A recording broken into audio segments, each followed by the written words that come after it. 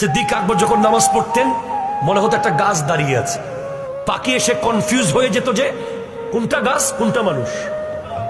গাছও বাতাসে নড়ত, সিদ্দিক আকবর রাদিয়াল্লাহু তাআলা নড়তেন না।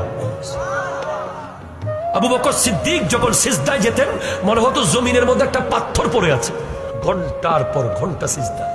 আর হযরতে ফাতেমাতুজ জাহরা রাদিয়াল্লাহু তাআলা আনহা, আমার মা বোনেরা আছেন, আমার মা বোনেরা রান্না করতে গিয়ে কেউ টেলিভিশন খুলে ওখানে ভারতীয় বাংলার সিরিয়াল দেখতে বসে যায়, কেউ রান্না করতে গিয়ে আবার অনলাইনে ভিডিও দেখতে বসে যায়, কেউ রান্না করতে গিয়ে ইউটিউব চালিয়ে বসে যায়, কেউ রান্না করতে গিয়ে কারো গিবতে বসে যায়। আর সাইয়্যিদা ফাতেমাতুজ জাহরা রাদিয়াল্লাহু তাআলা আনহা রান্না করতে করতে কোরআন খতম দিয়ে দিতেন।